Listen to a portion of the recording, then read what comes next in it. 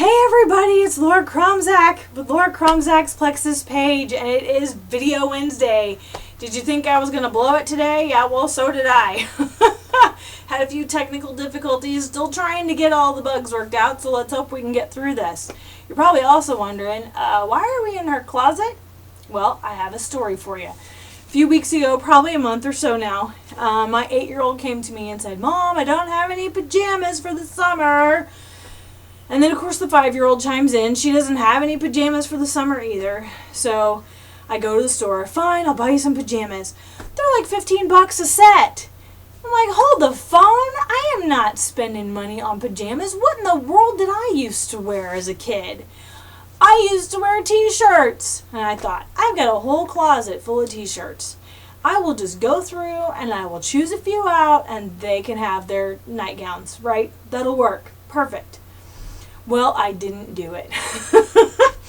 And then, it was maybe a week or so after that, a friend shared a post and it said, "T-shirts that I own, 50. T-shirts that I wear, 5. T-shirts I'm willing to give up, 0. And I'm like, oh my gosh, that is so me. I wouldn't even go through my own closet to give my kids jammies. And I don't wear them. So that was prompt number 2.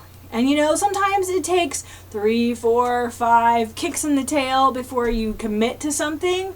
You know, that's okay. It happens to me. It happens to everybody. Just make sure that at some point you actually do commit. So my third prompt was from a friend of mine.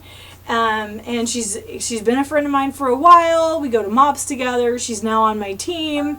She is from Louisiana. Her and her family moved up here. And her heart is breaking, you guys. This would be her family. They would have been flooded out of their home. They would have lost all their belongings. They wouldn't have been able to leave with any personal belongings, let alone extra clothes to wear. She has been rallying the troops. She's been buying stuff. She's been collecting things. She's got a friend that's driving down, I believe, on Friday.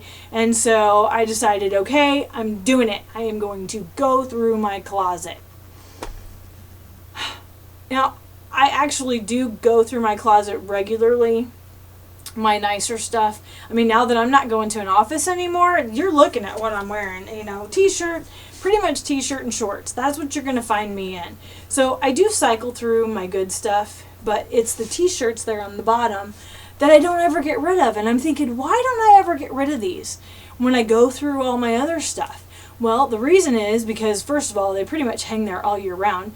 But second of all, I always think, who is going to want to buy stuff, you know, like my t-shirts, because they're all from someplace. So, you know, I go on vacation and it's, you know, I Heart New York, or I'm at an event and you get a t-shirt. And it's like, nobody's going to identify with that. Who in the world is going to want that? Well, duh, I would. I go there all the time looking for shirts that clearly I don't need for working out or painting or something like that.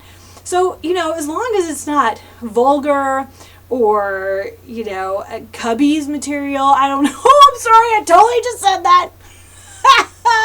I can hear you unfriending me now. Don't. I'm just kidding. I'm just kidding. But that was really funny. I wouldn't buy a Cubby shirt. I'm sorry, but that doesn't mean somebody else won't, so it's okay to donate that if that's what you want to give up.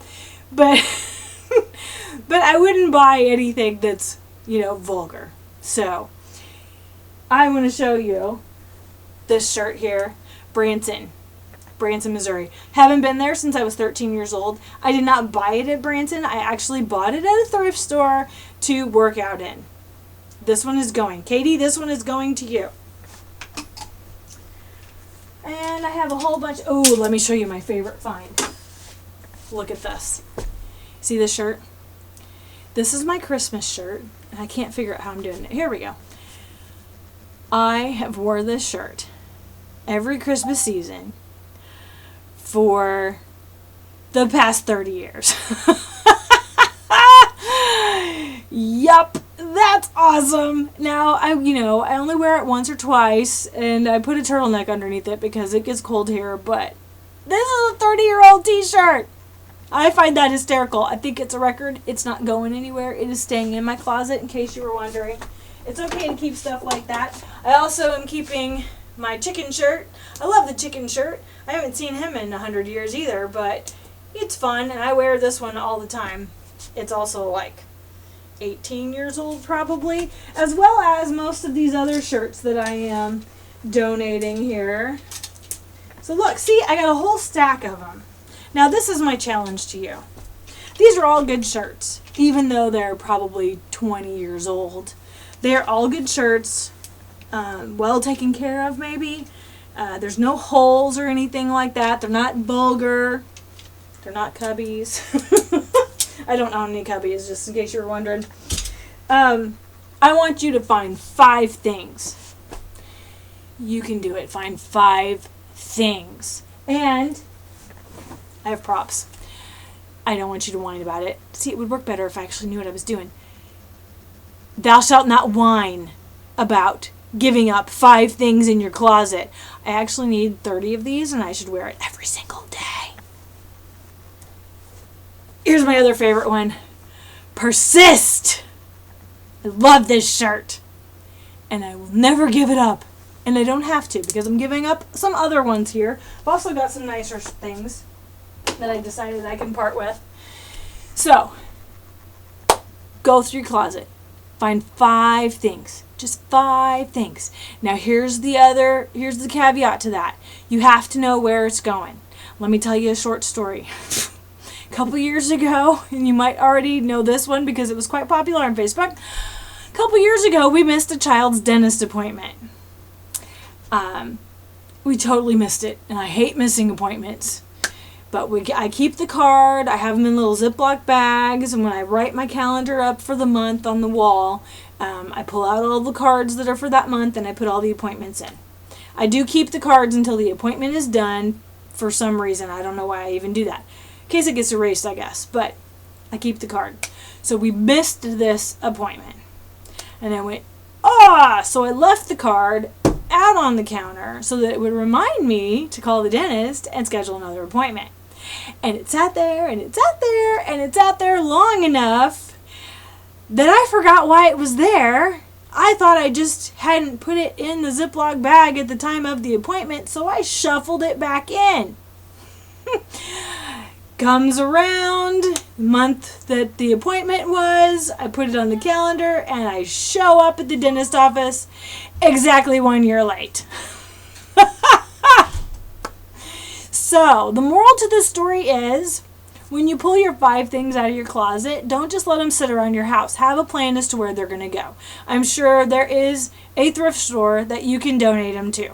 Or there is probably a charity that will accept clothes. Maybe there's somebody that's taken stuff down to Louisiana. Those use it again boxes, we have them all over our town, but I'm not exactly sure what they do with the stuff that's put in there, but it does say use it again. So if you don't have any other options, throw them in there. Just make sure that you have a place for it to go, because otherwise you're going to pull them out with really good intentions. And they're going to sit somewhere in your house, and they're going to sit there, and then you're going to say heck with it, and you're going to put them back in your closet. So, my challenge to you, 5 things. Don't whine about it, and know where they're going to go. Post it in the comments. I really want to know. Did you find 5 things, and where are you taking them to? This is a challenge for all of us. Let's minimize. Let's help others. Let's recycle. And we'll see you again next week. Bye.